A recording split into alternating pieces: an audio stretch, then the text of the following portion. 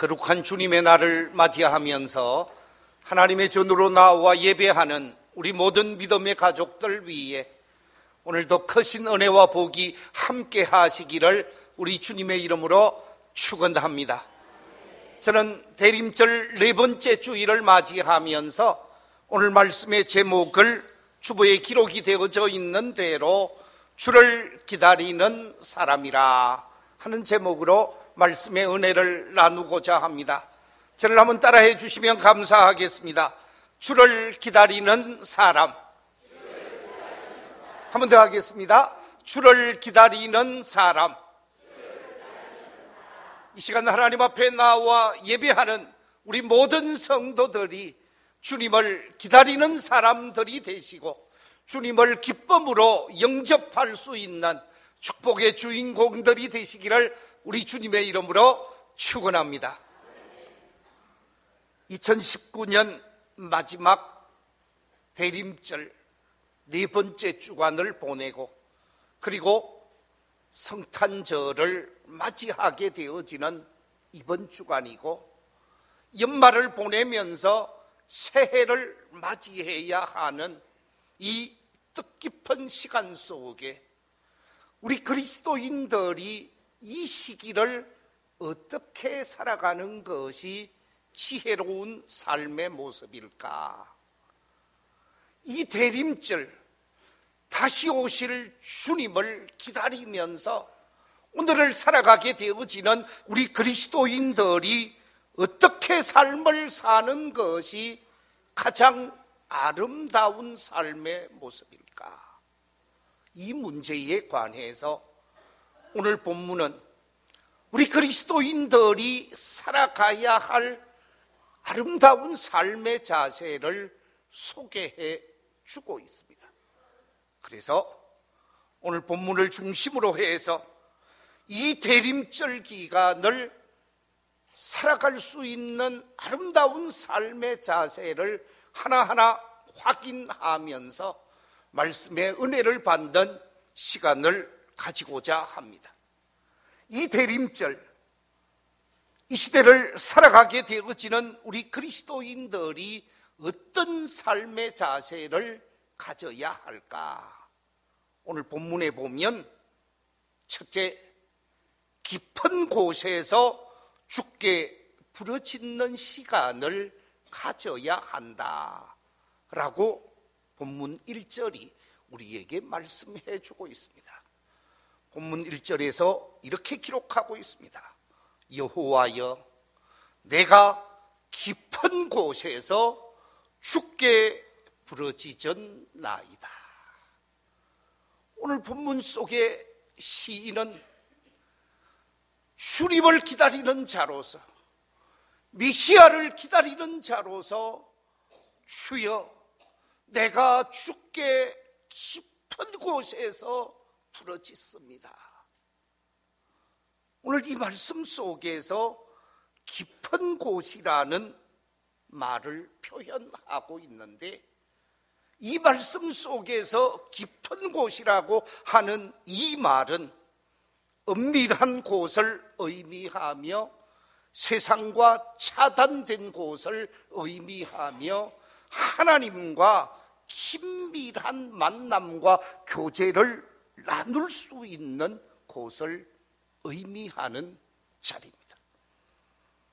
이것이 바로 여러분과 제가 하나님 앞에 예배하는 이 예배당이 깊은 곳이 되어질 수도 있고 여러분의 안방이 깊은 곳이 되어질 수도 있고 가정주부들에게 있어서 주방이 깊은 곳이 될 수도 있고 여러분의 골방이 깊은 곳이 될 수도 있고 여러분이 찾는 야산, 동굴이 깊은 곳이 될 수도 있을 것입니다. 세상과 차단되어지고 세상의 소리와 차단되어지면서 하나님과 은밀하게 만날 수 있는 곳, 그곳이 바로 깊은 곳이라는 것이죠. 사랑하는 성도 여러분, 여러분에게 있어서 이 깊은 곳, 은밀한 골방은 어디신가? 그리고 그 골방이 내게는 있는가? 한번 생각해 보시기 바랍니다. 예수님께서는 바로 이 은밀한 장소, 깊은 곳을 찾아서 하나님과 만나고 하나님의 음성을 듣게 되어지고 하나님의 뜻을 발견하시는 모습을 우리가 보게 되어집니다.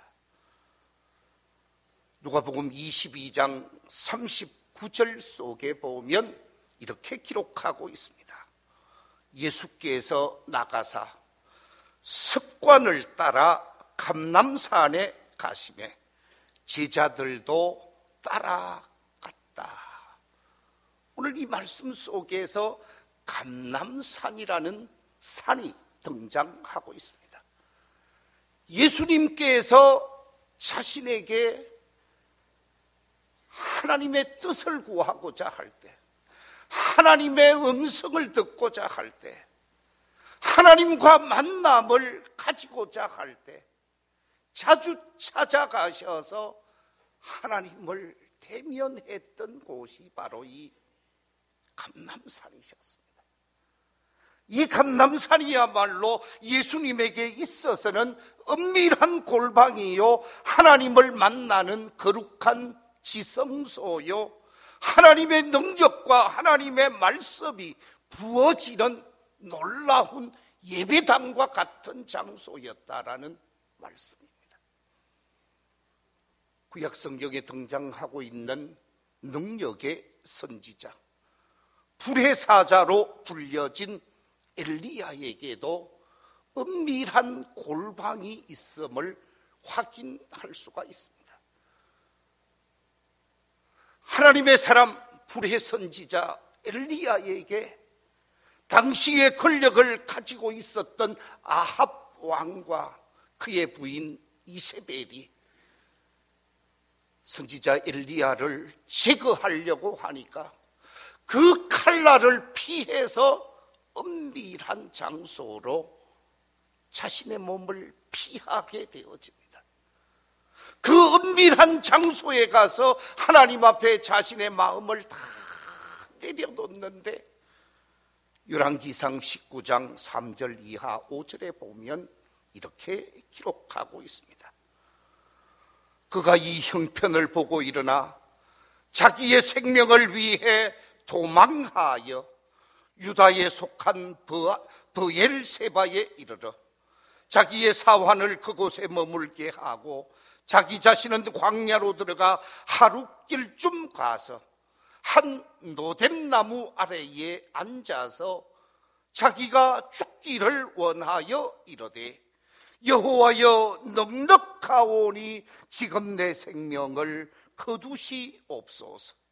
나는 내 조상들보다 낫지 못하리다 하고 노뎀나무 아래에 누워 자더니 천사가 그를 어루만지며 그에게 이르되 일어나서 먹으라 하는지라. 바로 엘리야에게 있어서 이 은밀한 골방, 깊은 곳은 브엘세바에 있는 한 노뎀나무 아래임을 발견할 수가 있습니다. 엘리야는 노뎀나무 아래를 찾아가게 되어지고 그 노뎀나무 아래에서 자신의 속마음을 하나님 앞에 내려놓으면서 하나님의 은혜와 하나님의 도움을 구하게 되어집니다.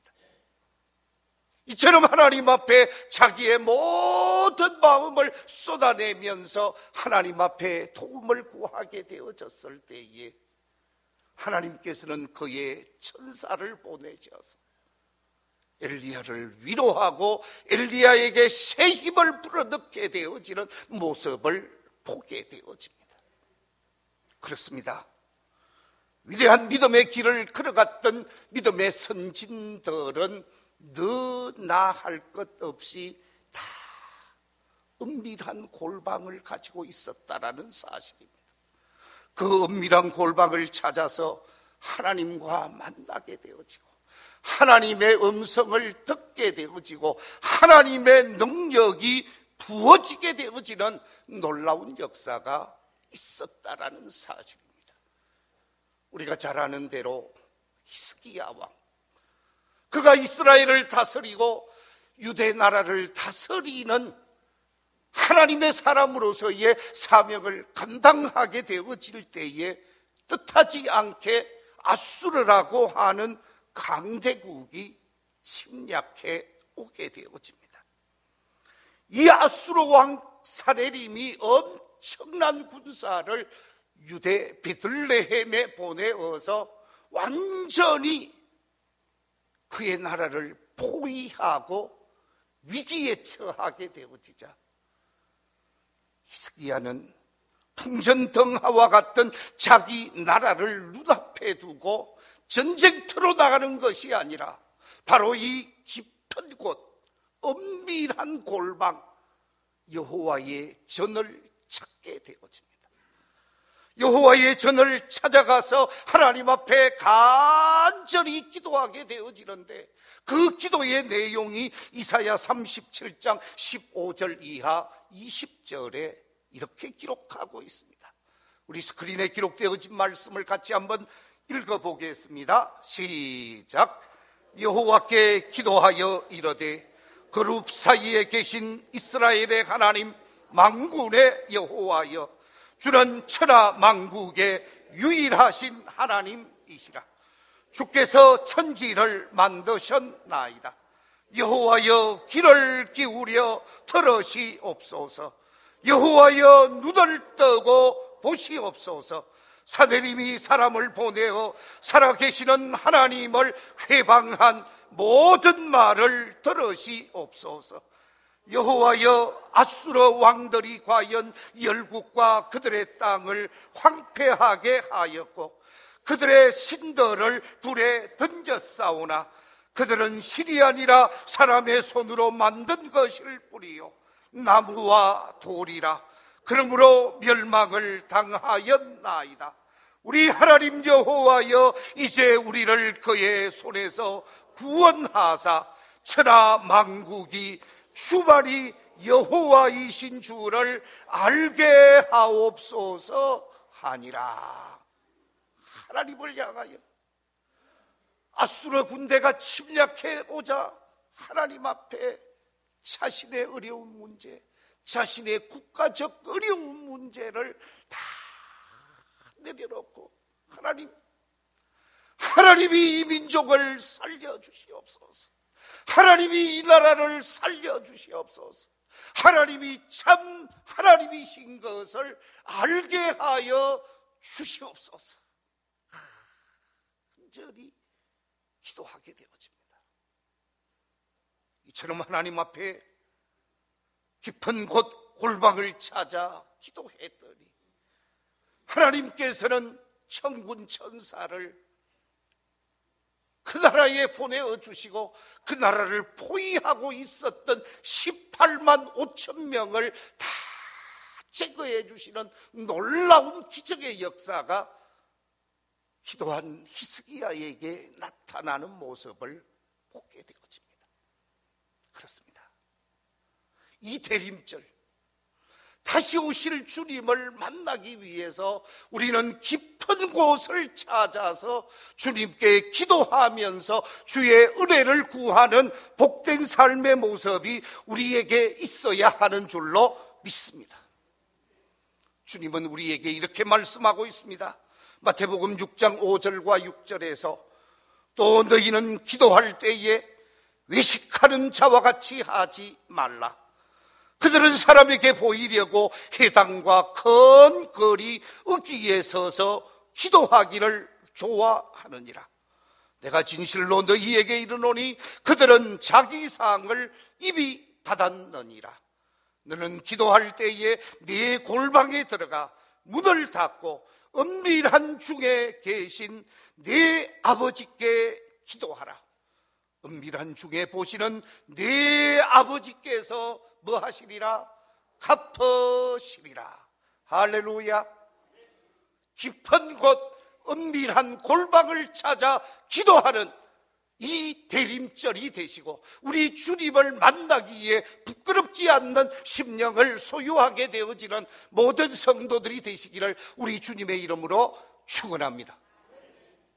두 번째, 이 대림절, 주님을 만나고자 하는 우리 성도들이 가져야 할 삶의 자세를 본문 3절과 4절이 말하고 있는데 이렇게 말하고 있습니다. 자신의 죄악을 온전히 돌이키는 참회의 시간을 가져야 한다 말씀하고 있습니다. 우리 3절 4절 말씀을 한번 읽어보겠습니다. 시작. 여호와여, 주께서 죄악을 지켜보실진대 주여 누가 서리이까? 그러나 사유하심이 주께 있으면 주를 경외하게 하심이니이다. 오늘 이 말씀 속에 보니까 죄악을 지켜보시는 하나님이라 그렇게 말씀하고 있습니다. 우리 속에 숨어있는 죄악, 우리 속에 부끄러운 수치심, 우리 속에 있는 허물, 우리 속에 있는 잘못, 우리 속에 있는 모든 죄의 요소를 다 보고 계시는 분이 우리의 하나님이시요 우리의 주님이시라는 말씀입니다. 그 하나님 앞에 오늘 성경은 말하기를 사유하심이 주님께 있다 시인은 고백하고 있습니다.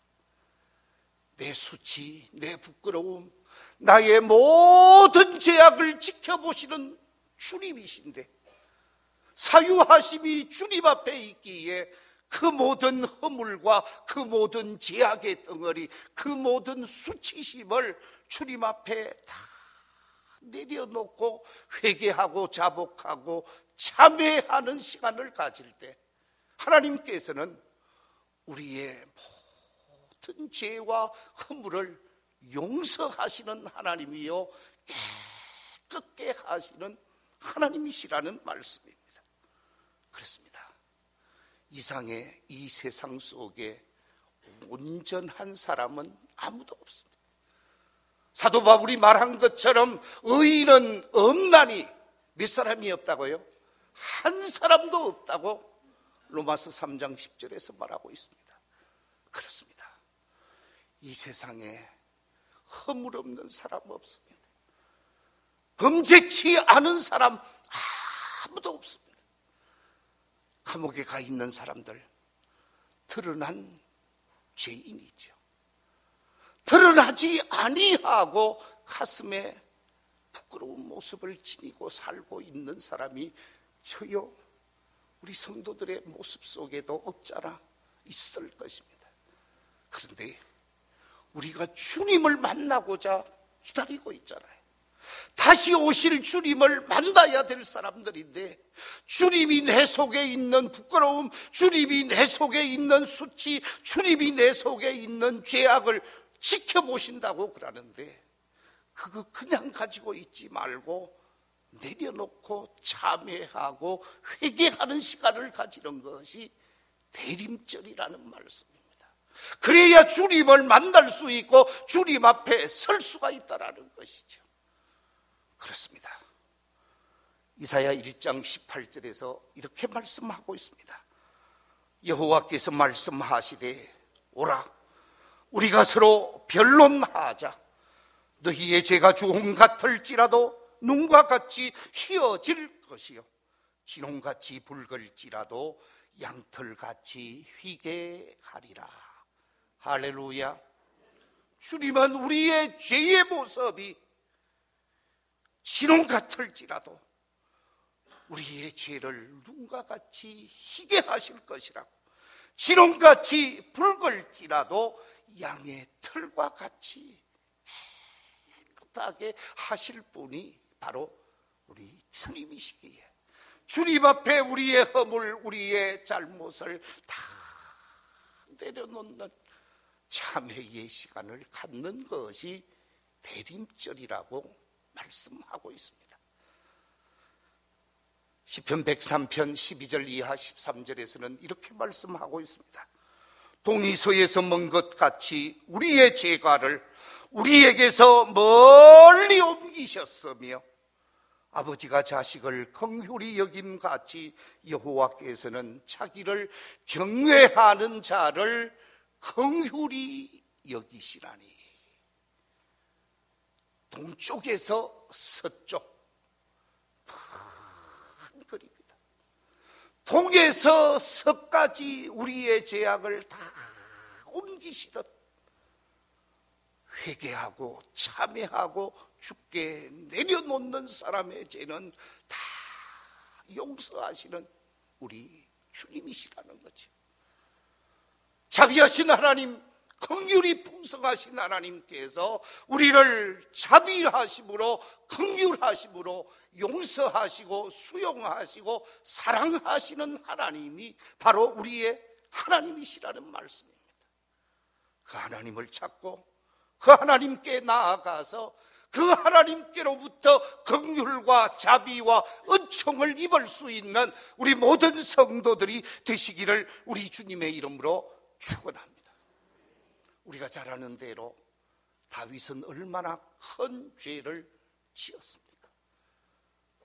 남의 아내를 자신의 아내로, 그 여인의 남편을 전쟁이 치열하게 벌어지는 곳으로 보내면서 그 사람을 죽이게 하고 그 여인을 자신의 여인으로 만든 사람이 다윗이었습니다.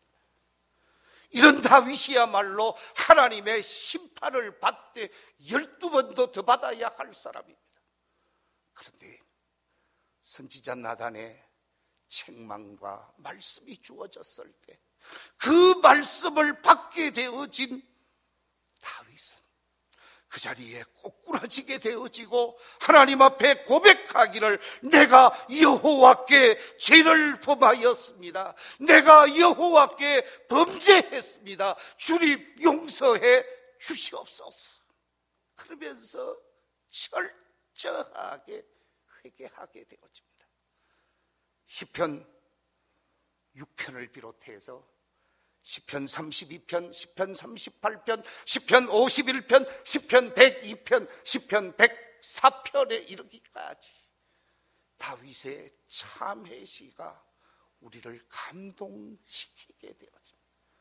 다윗은 철저하게 심지어 어렸을 적 자신이 어머니의 젖꼭지를 문 것까지도 회개하는 모습이 나타나고 있습니다. 이처럼 철저하게 회개하고 하나님의 은총을 구하게 되어지니까 하나님께서는 다윗의 모든 죄를 다 용서하게 되어집니다. 그리고 다윗을 품어주게 되어지고 다윗을 가는 곳곳마다 높이 세워서 위대한 하나님의 장군, 위대한 하나님의 왕으로 세워주면서 그를 통하여 하나님의 거룩한 뜻을 그대로 실천케 하면서 축복의 통로가 되게 되어집니다. 사도행전 13장 22절에 보면 이렇게 기록하고 있습니다. 패하시고 다윗을 왕으로 세우시고 정언하여 이르시되 내가 이새의 아들 다윗을 만나니 내 마음에 맞는 사람이라. 저를 한번 따라해 주시기 바랍니다. 내 뜻을 다 이루리라. 할렐루야. 그렇게 범죄하고 그렇게 불의했던 사람이지만 하나님 앞에 참회하고 잘못을 고백합니다. 다윗을 용서하셨을 뿐만 아니라 다윗을 통해서 하나님의 거룩한 뜻을 이루게 하시는 놀라운 축복의 통로가 되어지고 축복의 주인공이 되어졌다라는 말씀입니다. 바라옵기는 오늘 이 자리에 계신 우리 모든 성도들이 주님 만나기 위해 내 마음 중심을 꿰뚫어 보시는 하나님 앞에서 나의 작은 허물과 부끄러움을 주님 십자가 앞에 다 내려놓고 긍휼을 구함으로 용서를 입고 사랑을 받고 축복을 받게 되어지는 축복의 주인공들이 되시기를 우리 주님의 이름으로 축원합니다. 세 번째, 대림절과 이 마지막 연말을 보내면서 우리 성도들이 가져야 하는 삶의 자세는 어떤 자세인가? 오늘 본문을 통해서 우리에게 말씀합니다. 파수꾼이 아침을 기다리는 것보다 주를 더 기다리는 자세를 가져야 한다 라고 말씀하고 있습니다. 오늘 본문 5절과 6절 말씀 우리 같이 한번 읽어보겠습니다. 시작.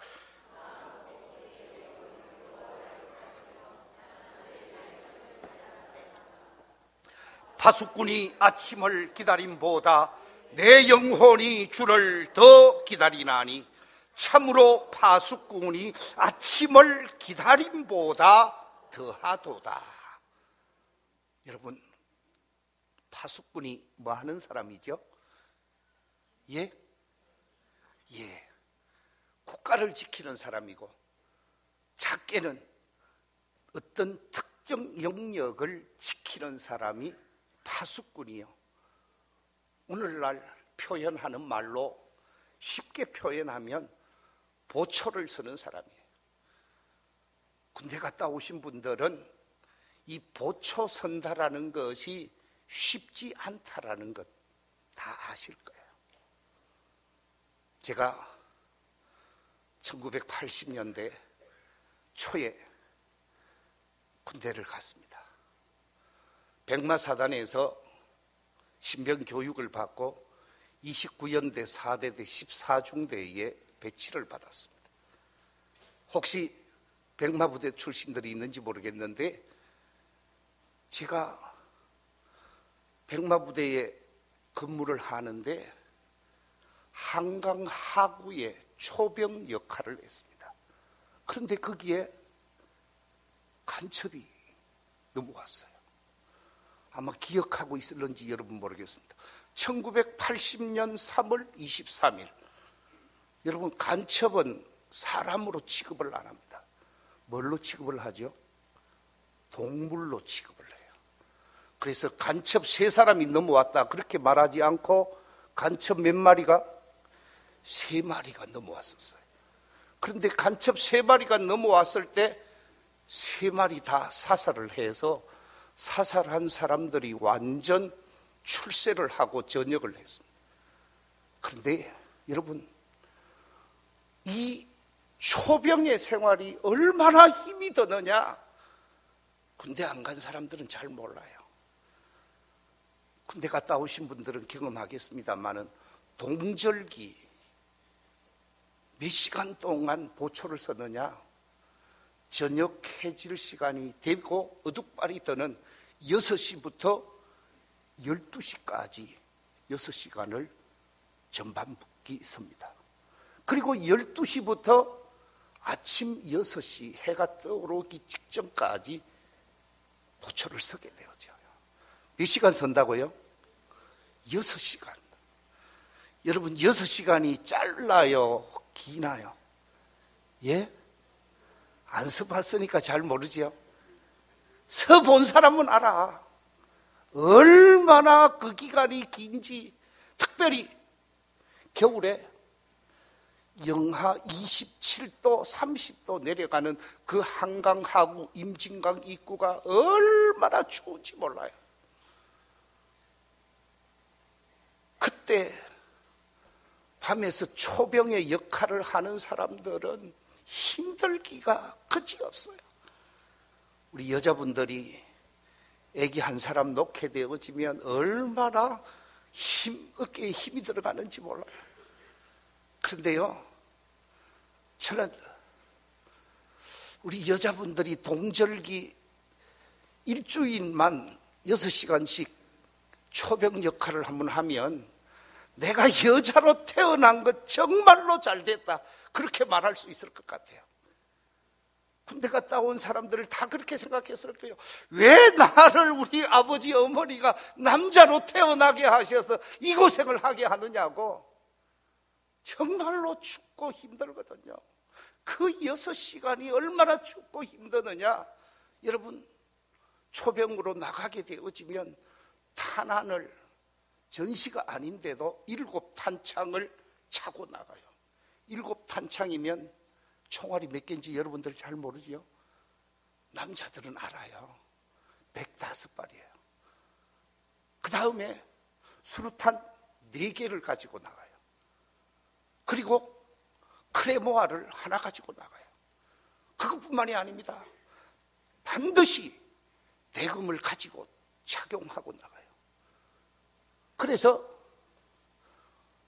초병이 경계 근무를 서다가 앞에 뭔가 이상한 것이 나타났다 그러면 제일 처음 뭘 하느냐? 크레모아를 꽉 눌러요.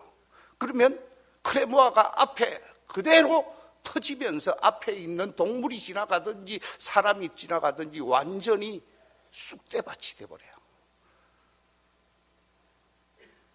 제일 먼저 올리는 것은 조명탄을 올리죠. 조명탄 띄우고 크레모아 누르고 그리고 막 사살을 하게 되어지는데, 그렇게 하니까 간첩이 그 자리에서 3마리를 완전히 초토화시킨 거죠. 그런데요, 사건이 없을 때가 힘이 드는 거예요. 그런 일이라도 일어나면 그래도 좀 시간이라도 가고 뭐 긴장이 되는데, 전혀 아무런 기미도 안 보일 때 6시간을 보내려고 하면 그게 얼마나 지겨운지 몰라요.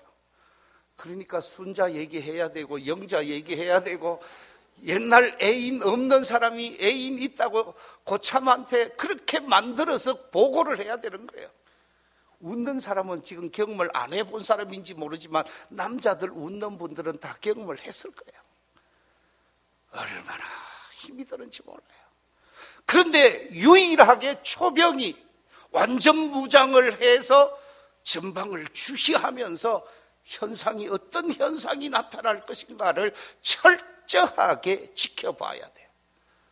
그래서 뭔가가 나타났다고 하면 즉각 대응을 할 수 있도록 만반의 준비를 하고 있어야 되는 거죠. 뿐만 아니라 초병은 완전 무장과 함께 반드시 잠을 자면 안 돼요. 가끔 가다가 초병이 근무를 서는데 초병에게는 반드시 들고 있어야 하는 것이 있는데 그게 뭘까요? 총이에요. M16 제가 근무할 때는 총을 들고 있었는데 이 총을 가끔 순찰을 도는 사람이 야, 그 총 한번 줘봐. 총 주면 될까요? 안 될까요? 예? 대령이 와서 달라고 그러는데요. 소장이 와서 달라고 그러는데 안 줄 사람 있어요. 이등병이. 그래도 뭐 해야 된다고요? 주면 영창 가요. 주면 문제가 있는 거예요. 왜냐하면 절대로 총을 주면 안 돼요. 그 사람을 뭘 믿고, 그 사람이 뭔 줄 알고, 아니 적군이 별 4개를 달고 넘어올 수도 있잖아요. 그래서 절대로 총은 누구에게도 주지 마라. 그게 수칙 중에 수칙이에요. 그렇습니다. 하나님의 사람들은 철저하게 말씀의 총, 성령의 검을 가지고 있으면서 그걸 다른 사람에게 빼앗기면 안 돼요. 내가 말씀의 검을 가지고 말씀의 능력을 가지고 있으면서 적이 공격해 오게 되어지면 언제든지 공격할 수 있도록 총을 가지고 있듯이 말씀의 총을 가지고 있으면서 적을 공격할 수 있는 준비된 군인이 되어져야 한다는 거죠. 그래서 깨어 있어야 하고 완전 무장해야 하고 총을 가지고 있어야 되는 거예요. 그러면서 기다려야 돼요. 어느 때를 기다린다고요? 동이 터오는 아침 시간을 기다려야 되는 거예요. 아침 시간까지는 절대로 자기가 지키는 그 초소를 벗어나지 아니하고 지키고 있으면서 기다림의 시간을 가져야 돼요.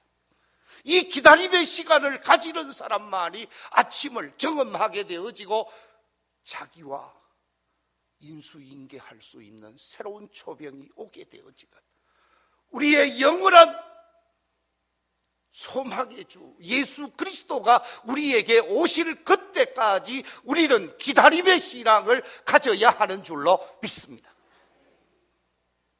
기다리되 정신없이 잠자면서 기다려서는 안 된다라는 거죠.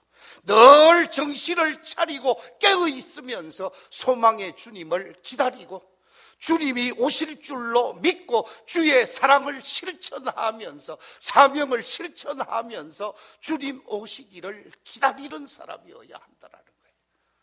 기다리고 있으면 반드시 근무교대자가 오듯이 주님이 오실 때가 있다라는 것이죠. 우리는 오실 주님을 고대하고 기다리며 삶을 살아가야 하는 줄로 믿습니다. 그렇습니다. 기다릴 때 주님은 오셔서 우리를 영접하게 되어집니다.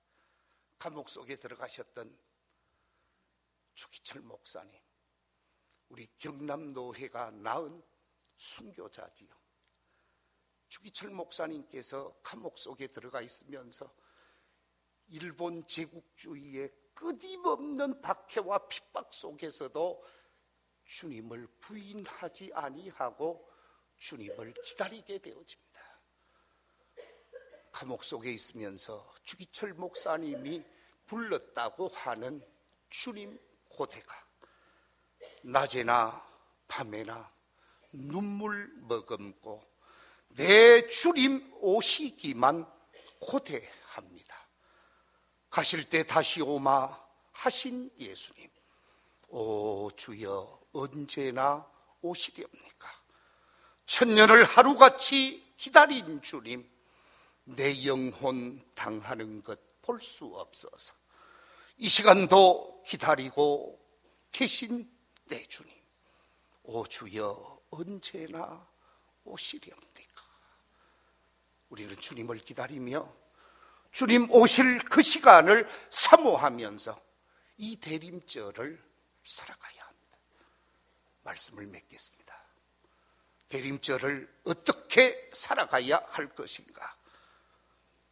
우리가 이 대림절을 살아갈 수 있는 가장 귀한 삶의 모습을 세 가지 말씀을 드렸습니다. 깊은 곳을 찾아 주님께 기도함으로, 내 마음 중심에 있는 무거운 짐을 통회하고 참회함으로, 오실 주님을 믿고 확신하며 기다림으로 이 대림절을 살아가게 되어질 때 주님은 우리에게 오셔서 우리를 영광의 잔치자리로 인도하시고 축복의 주인공으로 세워주실 줄로 믿습니다.